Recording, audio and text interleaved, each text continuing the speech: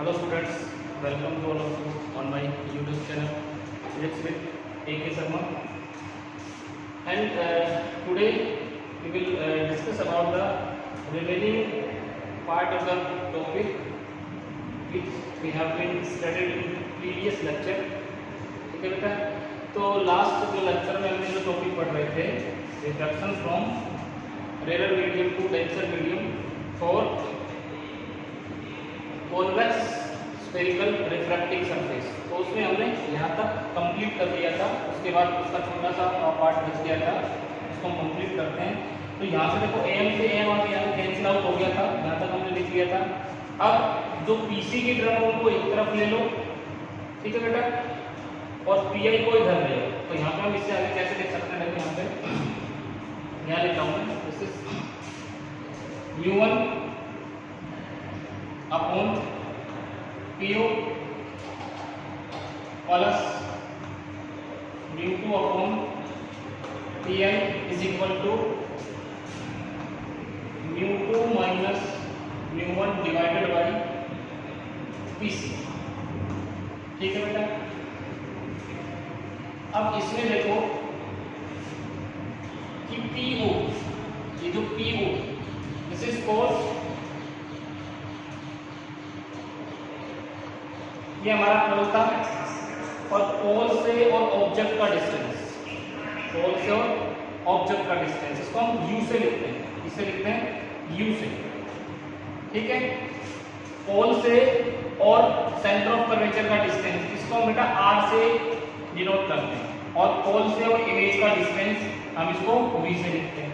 तो हमने स्टार्टिंग में जब साइन कन्वेंशन पढ़ा था, तो उस टाइम हमने ये बताया था कि जितने भी डिस्टेंस है सारे के सारे कहाँ से मेजर करने हैं, सारे के सारे हम पोल से मेजर करेंगे। फर्स्ट जो हमारे पास फर्स्ट नियम था साइन कन्वेंशन का, वो यही था कि all the distances are measured from the pole. तो सारे के सारे डिस्टेंस हमें कहाँ से मेजर करने हैं, पोल से। और हमने ये भी बताया था कि इंसिडेंट रे की डायरेक्शन में जो डिस्टेंस आएंगे, जिनको हम इंसिडेंट रे की डायरेक्शन में मेजर करेंगे, उनको पॉजिटिव लेंगे, और जो इंसिडेंट रे की डायरेक्शन के अपोजिट होंगे उनको हम नेगेटिव लेंगे। तो यहाँ पे देखो, या फिर ऐसे भी बोल सकते हैं, जो पोल से लेफ्ट साइड में होंगे उनके साथ हम कैसा साइन लगाएंगे, नेगेटिव साइन लगाएंगे, और जो पोल से राइट साइड में होंगे उनके साथ हम कैसा साइन लगाएंगे, पॉजिटिव साइन लगाएंगे। तो यहाँ पे देखो बेटा, पोल से और ऑब्जेक्ट का डिस्टेंस, पोल से मैं ऑब्जेक्ट तक आया, तो ये क्या है, लेफ्ट साइड है, पोल से ऑब्जेक्ट, या फिर इंसिडेंट रे इधर जा रही है और मैं इस डायरेक्शन में आ रहा हूँ, पोल से इधर आ रहा हूँ, तो इसके साथ क्या लगेगा, माइनस का साइन, माइनस U, और इसको लिखेंगे ऑब्जेक्ट डिस्टेंस, ऑब्जेक्ट डिस्टेंस। ठीक है बेटा, दूसरा देखो, हमारे पास पोल से और इमेज का डिस्टेंस किधर जा रहे हैं, राइट साइड में जा रहे हैं, इंसिडेंट रे भी इधर जा रही है, तो PI इसके साथ पॉजिटिव साइन आएगा, और B से रिप्रेजेंट करते हैं इमेज डिस्टेंस, इमेज डिस्टेंस। ठीक है, तीसरा पोल से और सेंटर ऑफ कर्वेचर, पोल से और सेंटर ऑफ कर्वेचर के डिस्टेंस को हम R से डिनोट करते हैं। तो ये हमारे पास PC is equal to R, और उसके साथ भी कैसा साइन आएगा, पॉजिटिव। पॉजिटिव साइन क्यों आएगा, क्योंकि पोल से हम किधर जा रहे हैं, राइट साइड में।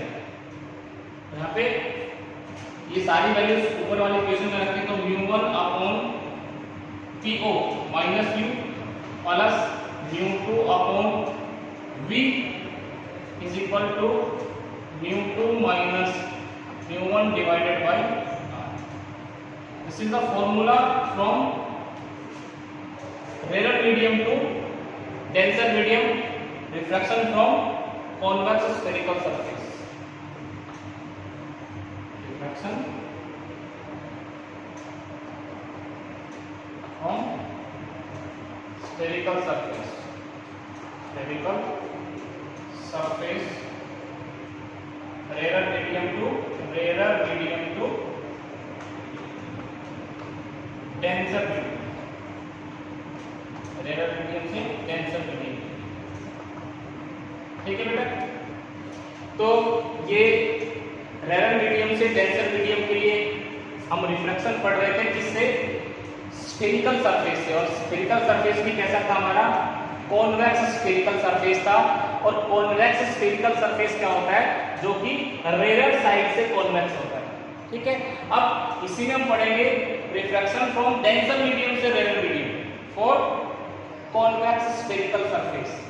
अब हम डेंसर मीडियम से रेयर मीडियम की तरफ पढ़ेंगे। तो देखो इसी में ये सारे के सारे जितने भी टॉपिक्स हैं एक जैसे सारे के सारे, सिर्फ हमें साइन कन्वेंशन और डायग्राम अच्छे से आना चाहिए। अब हमारा नेक्स्ट टॉपिक लिखते हैं refraction from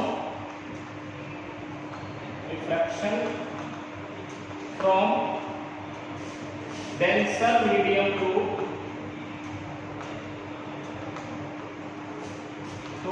rare medium. Denser medium to rare medium for convex spherical surface. Reflecting surface लिख सकते हैं, सरफेस लिख सकते हैं, एक ही बात है। ठीक है, तो अब हम रिफ्रैक्शन किस डेंसर मीडियम से रेयर मीडियम की तरफ स्टडी करेंगे। Refraction from denser medium to rare medium की ऑब्जेक्ट हमारा डेंसर मीडियम में रखा होगा और उसकी इमेज रेयर मीडियम में बनेगी। तो उसके लिए हम फॉर्मूला ड्राइव करेंगे। तो सबसे पहले हम डायग्राम ड्रॉ करते हैं बेटा। ये मान लो हमारे पास एक कॉन्वेक्स स्फेरिकल सरफेस है, दिस इज ये हमारे पास एक कॉन्वेक्स स्फेरिकल सरफेस है। ठीक है, इधर रिफ्रैक्टिव इंडेक्स μ2, इधर refractive index μ1, this is principal axis, this is pole. ठीक है बेटा, अब ऑब्जेक्ट को हमने यहां पे रख दिया, दिस इज ऑब्जेक्ट। इस ऑब्जेक्ट से एक रे निकली और ये रे जाकर के यहां पे टकराती है। अब रे जैसे इससे बाहर आएगी तो मीडियम चेंज होगा और मीडियम चेंज होगा तो हमें पता है रिफ्रैक्शन होगा। तो किधर से किधर होगा, इधर डेंसर मीडियम, इधर डेंसर मीडियम, इधर रेयर मीडियम। जब भी कोई रे डेंसर मीडियम से रेयर मीडियम में ट्रेवल करती है, it bends always away from the normal. किधर बेंड करेगी, अवे फ्रॉम द नॉर्मल। तो नॉर्मल की तरफ मुड़ेगी या नॉर्मल से दूर जाएगी। इसके लिए हमें नॉर्मल ड्रा करना पड़ेगा। सबसे पहले नॉर्मल, तो किसी भी स्फेरिकल सरफेस पे नॉर्मल क्या होता है, तो स्फेरिकल सरफेस पे बेटा नॉर्मल वो लाइन होती है जो सरफेस से और सेंटर ऑफ कर्वेचर को ज्वाइन करती है। तो यहाँ पे ये एक लाइन हम कह देते हैं, ये एक लाइन, ये दिस इज नॉर्मल। तो ये रे यहाँ पे गिरी, दिस इज एंगल आई। अभी किधर जाएगी, denser to rare away from the, सीधी ऐसे जाती है। अगर मीडियम चेंज नहीं होता, नॉर्मल की तरफ मुड़ना होता तो इधर मुड़ती, लेकिन अवे फ्रॉम द नॉर्मल किधर मुड़ेगी, ये इस डायरेक्शन में मुड़ेगी। तो ये यहाँ जा करके यहाँ मुड़ती और यहाँ इस ऑब्जेक्ट की इमेज बनती, इस ऑब्जेक्ट की इमेज यहाँ पे बन गई। तो इमेज के साथ प्रिंसिपल एक्सिस जो एंगल बनाती है उसको हम बीटा से रिप्रेजेंट करते हैं। इमेज के साथ प्रिंसिपल एक्सिस के साथ इंसिडेंट रे जो एंगल बनाती है उसको अल्फा से रिप्रेजेंट करते हैं। और सेंटर ऑफ कर्वेचर जो प्रिंसिपल एक्सिस के साथ या नॉर्मल प्रिंसिपल एक्सिस के साथ जो एंगल बनाता है उसको हम गामा से रिप्रेजेंट करते हैं। ठीक है, यहां से हम परपेंडिकुलर डालते हैं, दिस इज m। ठीक है, इस पॉइंट को हम a नाम दे देंगे। ये कौन से रे, दिस इज रिफ्रैक्टेड रे और नॉर्मल के बीच में एंगल, दिस इज r और ये एंगल ऑफ इंसिडेंस फाई।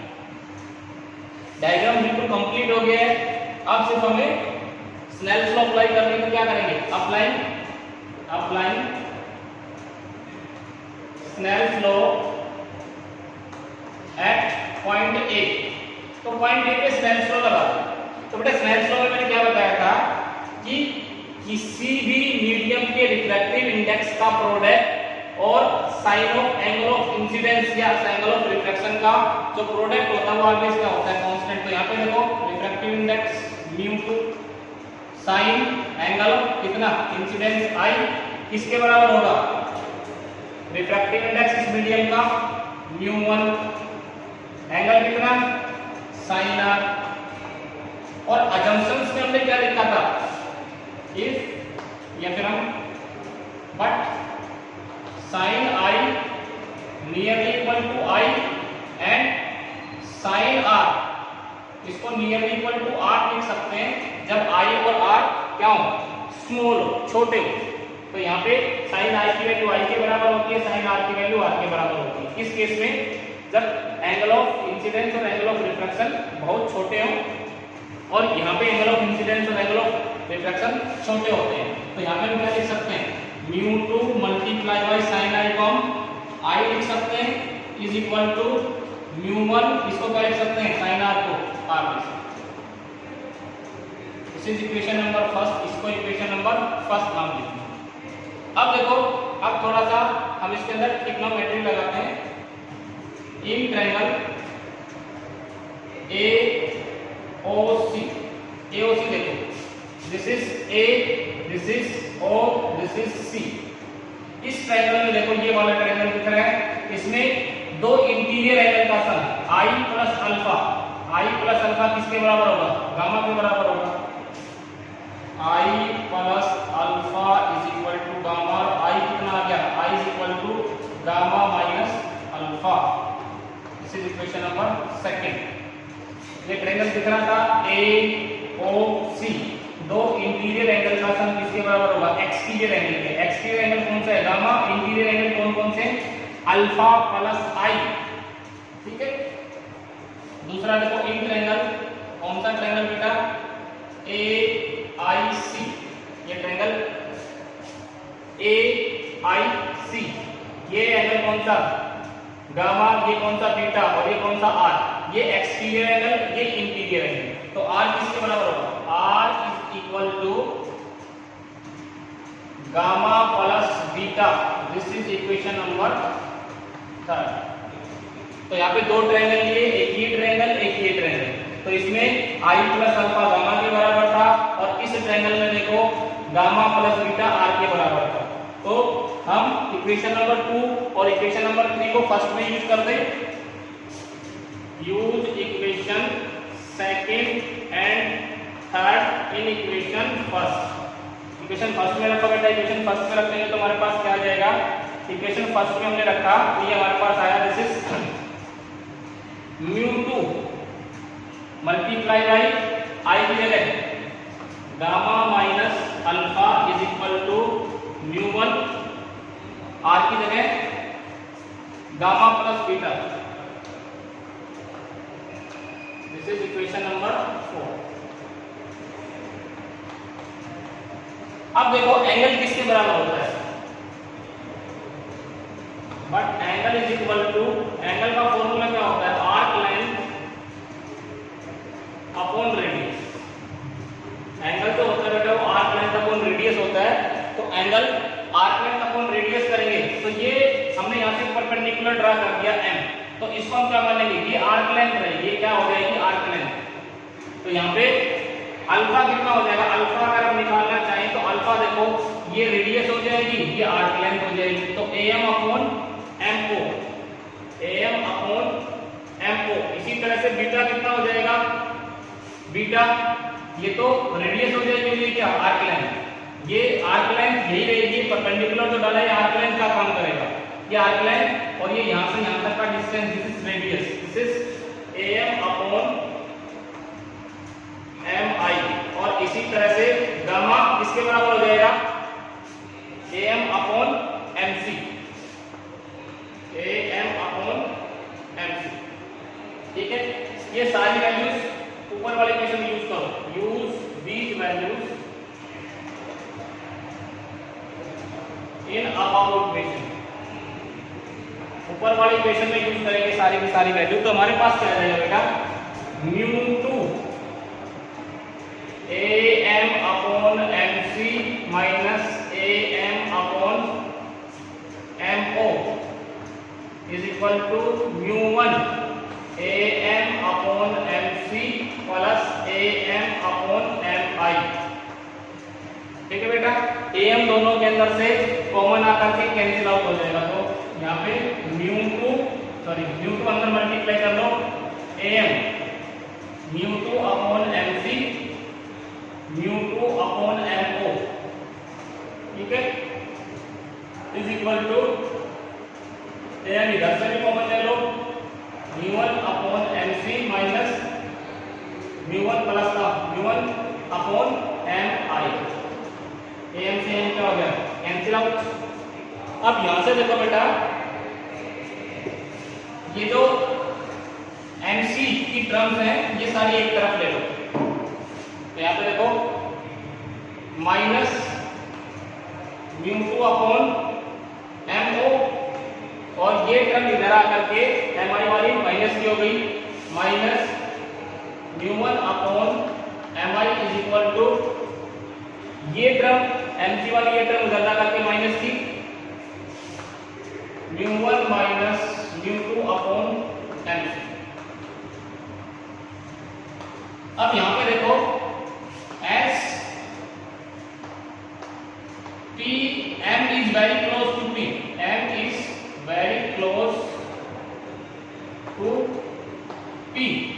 ये हमने स्टार्टिंग में एक अजम्पशन छोड़ माना था कि जो अपर्चर होगा वो बहुत स्मॉल होगा, जितना स्मॉल ये अपर्चर होगा m p के उतना ही क्लोज होगा, तो ये अपर्चर बहुत कम होता है, तो ये p m के बहुत नजदीक होता है, ठीक है। तो हम क्या लिख सकते हैं, m o nearly equal to po, mc nearly equal to pc और mi nearly equal to pa। तो ये इक्वेशन क्या देगा हमारे पास, minus μ2 upon po minus μ1 upon pi is equal to μ1 minus μ2 divided by pc, ठीक है। अब देखो इसमें साइन कन्वेंशन यूज करते हैं, po क्या होता है, पोल से और ऑब्जेक्ट का डिस्टेंस, ये पोल और ये ऑब्जेक्ट, दिस इज, इसको यू से लिखते हैं पोल से और ऑब्जेक्ट के डिस्टेंस को, लेकिन ये किधर है, पोल से लेफ्ट साइड में, किधर है, लेफ्ट साइड में, तो इसके साथ कैसा साइन आएगा, इसके साथ पॉजिटिव सॉरी नेगेटिव साइन आएगा, माइनस यू ऑब्जेक्ट डिस्टेंस, ठीक है बेटा। इसी तरह से देखो पी आई, ये हमारा पोल और ये हमारी इमेज, तो पोल से और इमेज का डिस्टेंस किससे रिप्रेजेंट करते हैं, बी से, और ये किधर है, राइट हैंड साइड में, पोल से राइट हैंड साइड में, पोल से राइट हैंड साइड में, तो कैसा साइन आएगा, पॉजिटिव साइन, इमेज डिस्टेंस। अब देखो बेटा PC पोल से और सेंटर ऑफ कर्वेचर का डिस्टेंस, इसको हम किससे लिखते हैं, इसको हम r से रिप्रेजेंट करते हैं, किससे रिप्रेजेंट करते हैं, r से, लेकिन ये भी किधर है, ये पोल से लेफ्ट हैंड साइड में, ये पोल से लेफ्ट हैंड साइड में, और लेफ्ट हैंड साइड में जो भी डिस्टेंस होते हैं पोल से, उनके साथ हम नेगेटिव साइन लगाते हैं, तो इसके साथ PC के साथ भी क्या आएगा, सिर्फ माइनस r, ये रखो। सो देन हमारे पास ये इक्वेशन आ जाएगी, μ2 अपॉन माइनस का था po minus u minus μ1 upon pi v is equal to μ1 minus μ1 minus μ2 divided by minus r, इसीलिए क्या रखें, माइनस r। अब ये माइनस से माइनस कैंसिल, इस माइनस से पूरी इक्वेशन को मल्टीप्लाई कर दो तो ये माइनस खत्म हो जाएगा यहाँ से, तो क्या आ जाएगा, minus μ2 upon u minus minus plus μ1 upon v is equal to μ1 minus μ2 divided by, और ये हमारे पास फॉर्मूला आ गया जब रे डेंसर मीडियम से रेयर मीडियम के लिए जाएगी, for refraction from denser to rare, ये इसके लिए फॉर्मूला। जब कोई रे डेंसर मीडियम से रेयर मीडियम के लिए जाएगी तो उसके लिए हम ये फॉर्मूला यूज करेंगे, और जब कोई रे रेयर मीडियम से डेंसर मीडियम के लिए जाएगी तो उसके लिए इससे पहले जो फॉर्मूला निकाला था वो यूज करेंगे। ये सिर्फ किसके लिए था, कॉन्वेक्स स्फेरिकल सरफेस के लिए था। कैसा सरफेस था यहाँ पे, कॉन्वेक्स स्फेरिकल सरफेस था। अब नेक्स्ट टॉपिक के अंदर हम कॉनकेव स्फेरिकल सरफेस के लिए पढ़ेंगे। फ्रॉम रेयर टू डेंसर और दूसरा डेंसर टू रेयर, और वो हम नेक्स्ट लेक्चर में करेंगे। आज के लिए बेटा इतना ही, थैंक यू।